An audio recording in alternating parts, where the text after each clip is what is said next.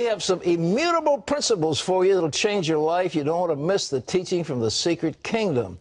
But going to the Middle East, today Israelis celebrate what they call Jerusalem Day. What happened on this day? In 1967, Israel recaptured the holy city for the first time in over 2,000 years. But you know, Pat, more than 40 years later, many people say that Israel should actually divide Jerusalem with the Palestinians. But as Chris Mitchell reports, Israel leader says no. Jerusalem must never again be divided. Jerusalem must remain the united capital of Israel. Prime Minister Benjamin Netanyahu made his position on Jerusalem clear before the Congress and the world. But others want to divide the city. Later this year, the Palestinian Authority leader Mahmoud Abbas plans to take his case directly to the United Nations. His request? A Palestinian state with the eastern half of Jerusalem as its capital.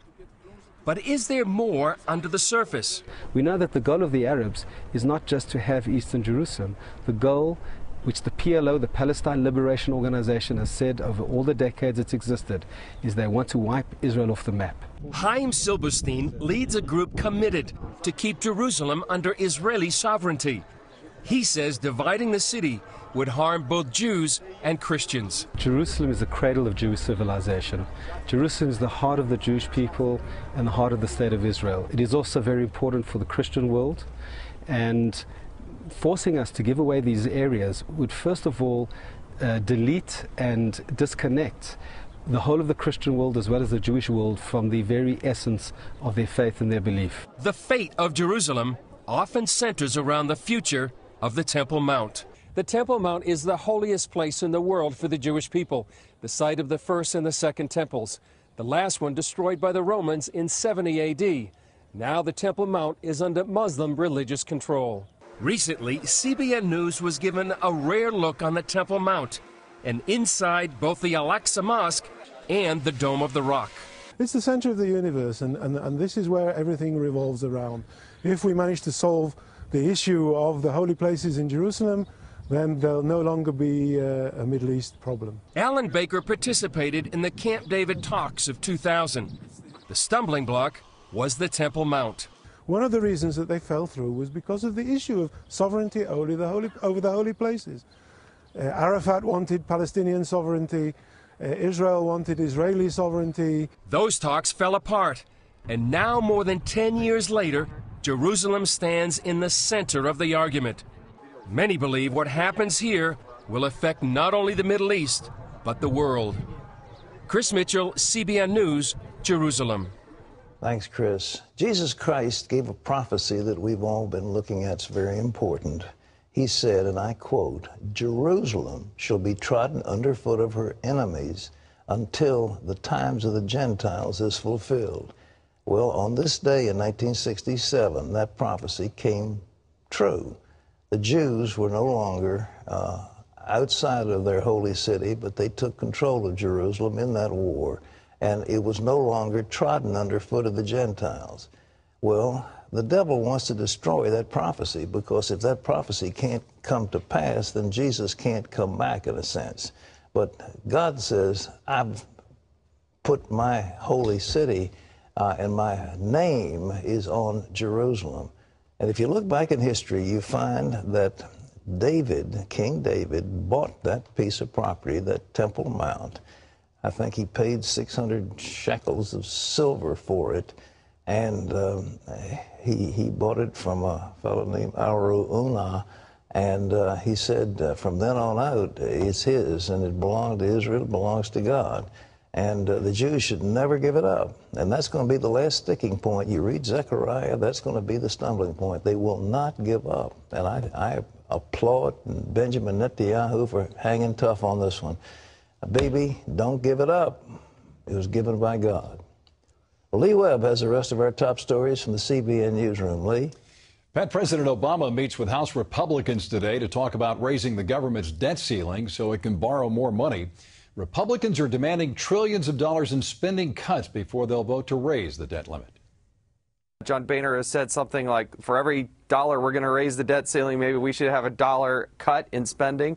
There's got to be something of that magnitude in order to justify raising the debt ceiling at this point. Indeed, more than 150 economists support that position, according to a letter released by House Speaker John Boehner. Pat, do you agree? Well, of course I do. You know, this is amazing that Obama said, I want an up and down, I want a clean vote. Well, give me a clean bill with nothing else on it. So Boehner said, okay, I'll give you a clean bill. We'll raise the debt ceiling. Here it is. So they put it up for a vote, overwhelmingly defeated, with a lot of Democrats voting against raising the debt ceiling without any preconditions. Well, that's what Obama asked for. He got it, and then he started backtracking. He says, no, that's not really what I wanted. Well, it is. But they can't raise the debt ceiling, keep on spending money. That's all it is. It's kind of like you loosen up the girdle so you can eat more food. I mean, it's just ridiculous.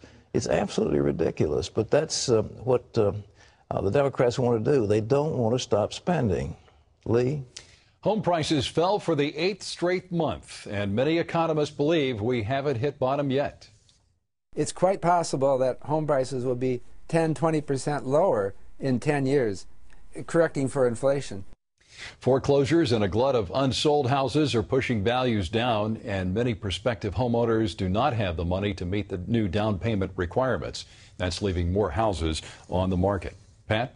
Well, Lee, this is the biggest part of our economy. You know, that's the biggest investment most families make is in their home. And to see that investment lose up to 25–30% of its value, or at least what they paid for it, is a shock. And that is feeding into the fact that the unemployment rate is hovering around 9%. There has not been a recovery like they normally expect after this. And the problem is the administration has made nothing but bad decisions. And they have attacked the enterprise. They have attacked the rich. They've attacked the people who create wealth. They have done this, and then they said, oh, no, we're really pro-business, but they're not. And as a result, there has not been much job creation, and the economy's in the tank. Well, coming into the election, I remember James Carville in that election where he said, it's the economy, stupid, and lo and behold, a war hero who had won the first Gulf War was defeated by an upstart governor, ex-governor from Arkansas, because it was the economy. And that's going to be the dominant issue in this coming election. Lee? The Supreme Court ruled that former Attorney General John Ashcroft cannot be sued by an American Muslim arrested after 9/11. The High Court ruled that Ashcroft did not violate the constitutional rights of this man, Abdullah Al-Kid. He was arrested in 2003, but never charged with a crime. The Supreme Court reversed an appeals court ruling saying Ashcroft could be liable for his role in that arrest. Scientists say there could be a link between cell phones and cancer. They reviewed dozens of existing studies and declared mobile devices to be possibly carcinogenic. People who used cell phones for more than 10 years had double the rate of glioma, a rare type of brain tumor. The evidence is not conclusive. Still, the WHO and the American Cancer Society say it's important to take practical steps to reduce exposure. So you really want to limit their time, have them do texting more, use an earpiece or a speakerphone. Those are just simple things to do. The group representing the cell phone industry is quick to point out that pickled vegetables and coffee were once thought to be possibly carcinogenic. 20,000 people are said to be homeless 1 week after that devastating tornado in Joplin, Missouri. And as Dale Hurd tells us, it's been difficult for them to find shelter.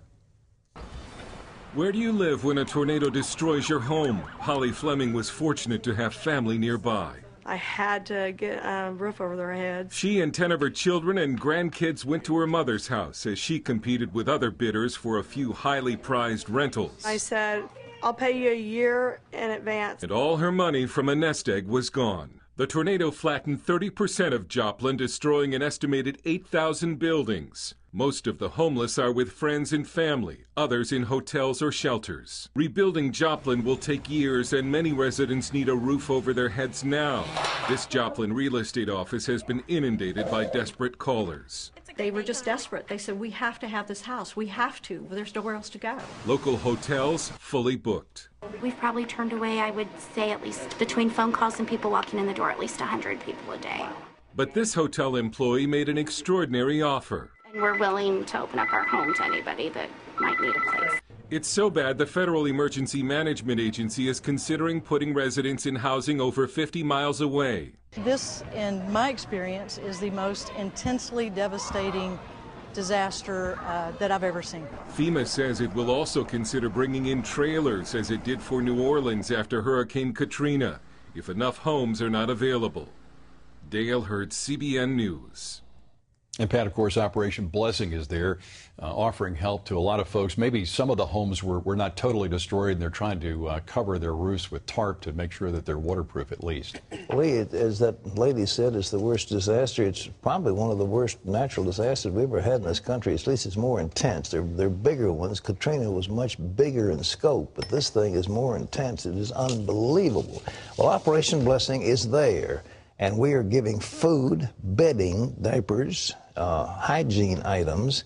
We're assisting in debris removal. We have a front-end loader. We've got trucks. We've got other things in there, especially with chainsaws to help take these limbs off of people's houses. But what you see, there's nothing there. We're helping the ones that have a little something left that we can help them fix up. But folks, if you want to help, I mean, it's terrible. It's this Operation Blessing Disaster Relief Fund, CBN Center. Call 1-800-759-0700, Disaster Relief Fund. The need is great for those people in Joplin. It is shocking what's happened this year. I know. And the thing that's so bad is, you know, obviously many of them lost their homes, but their livelihood as well. Exactly. You know, it's like everything is gone. Well, God bless them. We'll just continue to pray and help. Terrorism charges for 2 Iraqis living in the U.S. The men are accused of providing support to al-Qaeda in Iraq. Prosecutors believe they conspired to transport Stinger missiles overseas.